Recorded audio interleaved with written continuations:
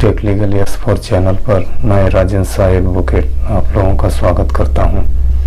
साथियों, आज के वीडियो में मैं आप लोगों से माननीय प्रधानमंत्री जी के द्वारा 8 नवंबर 2016 में किया गया अचानक नोटबंदी के बारे में चर्चा करना चाहता हूं और देश की आवाम की ओर से माननीय प्रधानमंत्री जी से जवाब की अपेक्षा करता हूं कि माननीय प्रधानमंत्री जी, हम देश के लोगों के कुछ प्रश्नों के जवाब देने की कृपा करेंगे। वैसे मैं छोटी मुँह बड़ी बात यानी मैं माननीय प्रधानमंत्री जी से जवाब की अपेक्षा तो नहीं कर सकता, लेकिन मैं ये आशा करता हूं कि शायद उनके कुछ जो उनसे कम पावर के नेता हैं या उनके पार्टी के अन्य व्यक्ति हैं, वो शायद इस पर जवाब देने की कृपा करेंगे।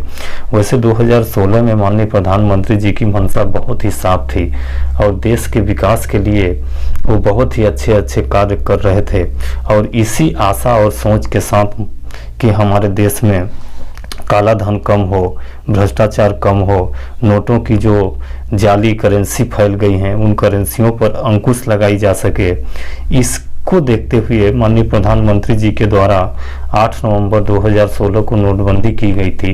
उनकी नेक और नियत में कहीं भी थोड़ा भी संदेह व्यक्त नहीं किया जा सकता। हालांकि माननीय प्रधानमंत्री जी के द्वारा ये जो नोटबंदी की गई थी, इसके पहले भी हमारे देश में नोटबंदी हो चुकी है। सर्वप्रथम नोटबंदी हमारे देश में अंग्रेज सरकार के द्वारा 1946 में किया गया था। उस समय हमारे देश में 10,000 तक की नोट चलती थी और 10,000 नोटों को बंद किया गया था। उसके बाद 1978 में मोरारजी देसाई जनता पार्टी की सरकार के द्वारा भी नोटबंदी की गई थी और उस समय भी 5,000 10,000 तक की नोट जो प्रचलन में थी उनको बंद किया गया था।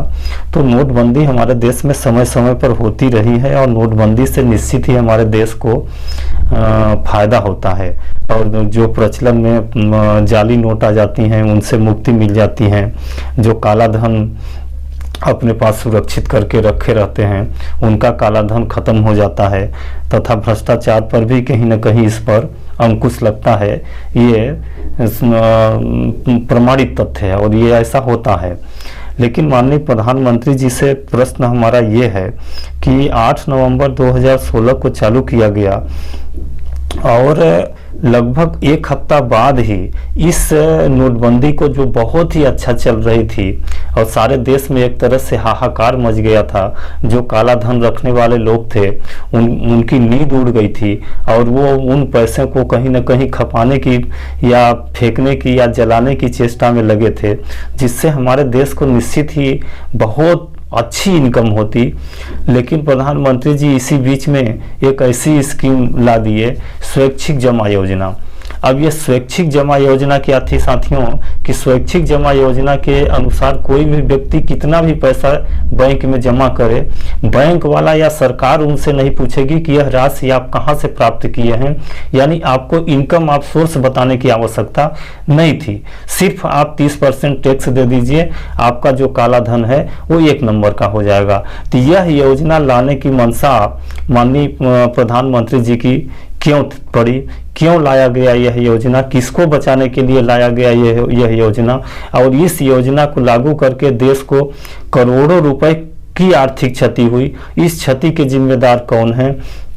क्या आप काला धन और भ्रष्टाचारियों के खिलाफ सिर्फ अंकुश लगाना चाहते थे या उन पर कार्रवाई करना चाहते थे? जो 70-80 सालों से अपने पास काला धन यानी घूसखोरी की पैसा भ्रष्टाचार करके पैसा कमा के रखे थे, उन पैसे को खत्म करना था और उनसे जवाब मांगना था, उनको जेल भेजवाना था कि उनका पैसा 1 नंबर का करना था। यह बहुत ही अहम प्रश्न है।